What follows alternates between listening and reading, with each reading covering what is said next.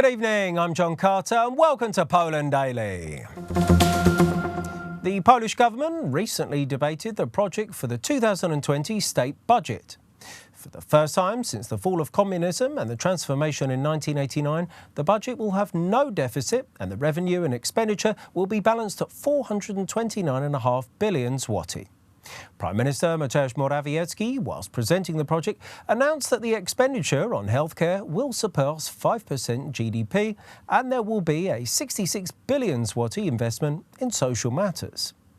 Przedstawiamy Państwu dzisiaj po długich dyskusjach. We present to you today, after long discussions, the balanced state finance plan.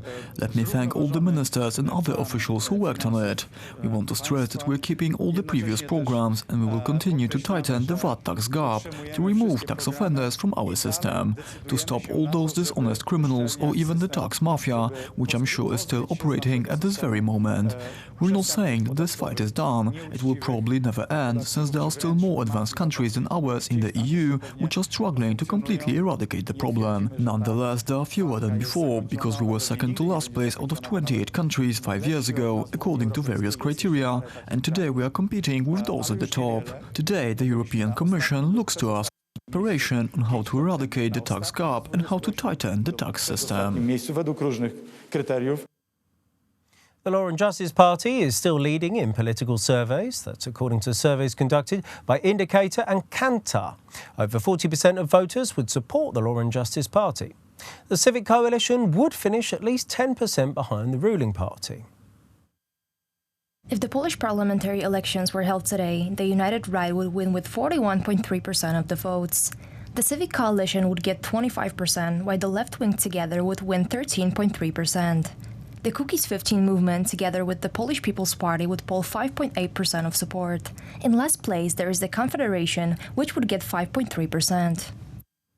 US President Donald Trump, who will arrive in Poland for a two-day trip on Saturday, August the 31st.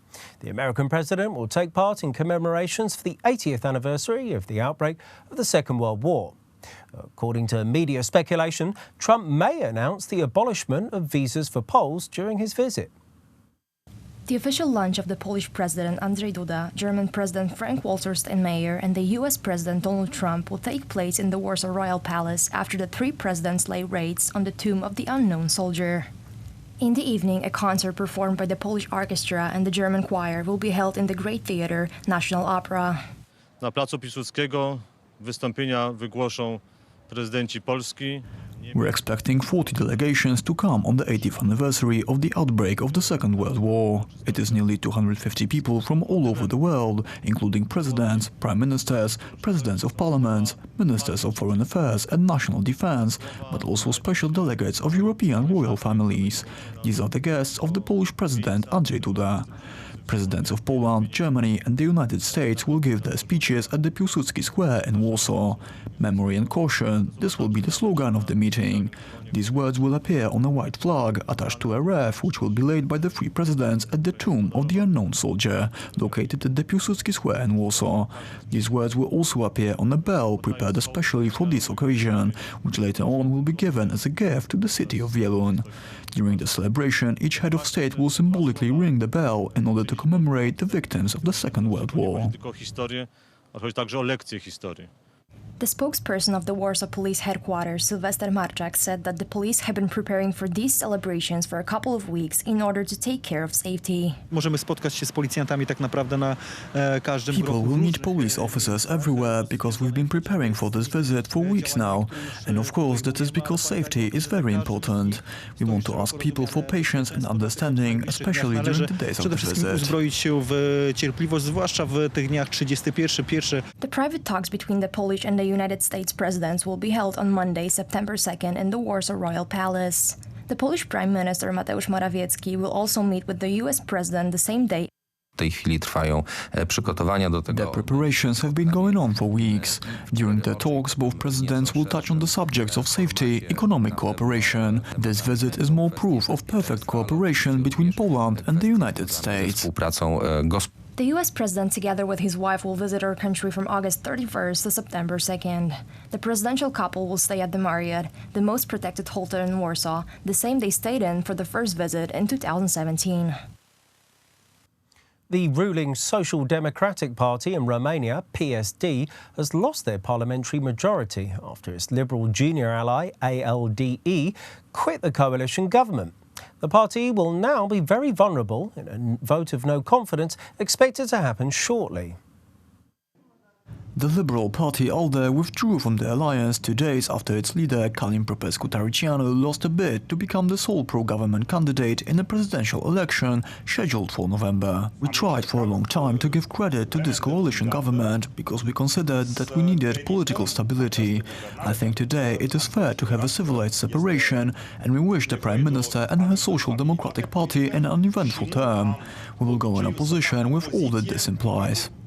The PSD instead picked its leader, Prime Minister Viorica Dăncilă, to challenge the incumbent president Klaus Iohannis. In unanimity, our colleagues have decided that we must continue to govern. Apart from political interests, apart from political decisions, we have the responsibility to provide stability for the entire country.